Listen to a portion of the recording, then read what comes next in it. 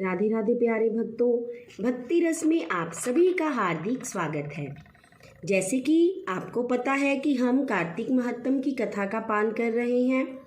कल की कथा में हमने सुना कैसे जलंधर और भगवान विष्णु के बीच घोर संग्राम हुआ और कैसे प्रभु ने उसको वरदान देकर जलंधरपुरी में निवास किया। तो चलिए आज की कथा का पान करते हैं।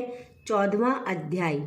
हे राजन, इस प्रकार उसको धर्मपूर्वक राज्य करता देखकर देवता शुद्ध हो गए। उन्होंने देवादिदेव भगवान शंकर का मन में स्मरण करना प्रारंभ किया। कितने ही प्रकार से भगवान की स्तुति की तो प्रभु ने उनकी कामना जानकर श्री नारद जी को बुलाकर देव कार्य करने की इच्छा से उनको देवपुरी भेजा। शंकर भक्त नारद जी शंकर जी की आज्ञा पाकर देवपुरी गए। इंद्र आदि सभी देवताओं ने अपने सब दुखों को कहकर उन्हें नाश करने की प्रार्थना की। नारद जी ने कहा, मैं सब जानता हूँ। ऐसा कहकर देवताओं को आश्वासन देकर नारद जी जलंधर की सभा में जा पहुँचे। जलंधर ने नारद जी के चरणों की पूजा कर हंसते हुए कहा, हे ब्राह्मण, कहिए आप कहाँ से आ रहे हैं और कहाँ कहाँ पर आपने क्या क्या देखा, यहाँ कैसे आना हुआ?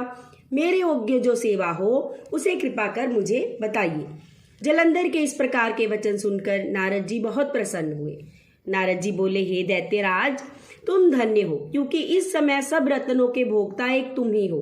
हे दैत्य श्रेष्ठ, अब आप मेरे आगमन का कारण सुनिए, जिसके लिए मैं आज यहाँ आया हूँ।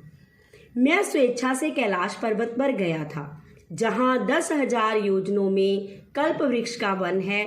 वहां पर सैकड़ों कामधेनुओं को घूमते हुए देखा तथा यह भी देखा कि वह उन चिंतामणि से प्रकाशित परम दिव्य अद्भुत और सब स्वर्ण में है।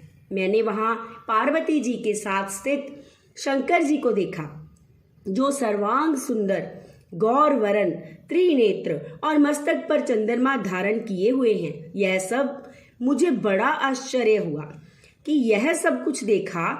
इतनी समृद्धि क्या त्रिलोक में किसी और के पास भी है?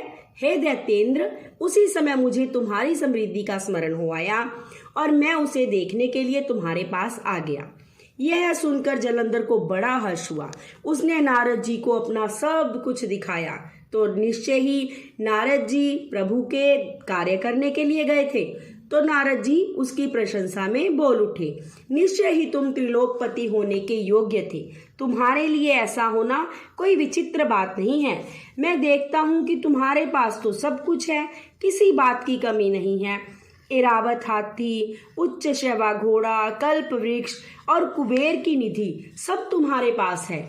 मणियों और रत्नों के ढेर लगे हुए हैं। ब्रह्मा जी का हंस युक्त विमान भी तुम्हारे पास है। मैं तुम्हारे इन सब प्रकार के रत्नों को देखकर बड़ा प्रसन्न हूँ, परंतु तुम्हारे पास कोई स्त्री रत्न नहीं है, इसलिए यह तुम्हारा सब कुछ फीका है। तुम कोई स्त्री रत्न ग्रहण करो। नारद जी के इस प्रकार के वचन सुनकर दैत्य काम से व्याकुल हो उठा। उसने नारद जी को प्रणाम करके पूछा कि ऐसी स्त्री कहाँ मिलेगी जो सब रत्नों में श्रेष्ठ हो? यदि ऐसा रत्न कहीं मिले तो मैं उसे अवश्य ले आऊंगा। देवऋषि नारद बोले, ऐसा रत्न तो कैलाश पर्वत पर योगी शंकर जी के पास है। उनकी सर्वांग सुंदर पत्नी देवी पार्वती बहुत ही मनोहर है। उसके समान सुंदर मैंने आज तक कहीं नहीं देखी। शंकर से बढ़कर समृद्धिवान दूसरा कोई नहीं है। उसके इस रत्न की महिमा तीनों लोकों में कहीं पर भी नहीं है। तभी तो परम विरक्त आत्माराम शंकर भी उनके वश में हो गए। देवऋषि नारद उस दैत्य से ऐसा कहकर अन्य कार्य करने की इच्छा से आकाश मार्ग से चले गए। ये था आज का अध्याय। कल अगले अध्याय के साथ फिर मिलेंगे और जानेंगे कि ये सब कुछ जानकर जलंधर ने क्या किया। तब तक के लिए जय जय श्री राधे।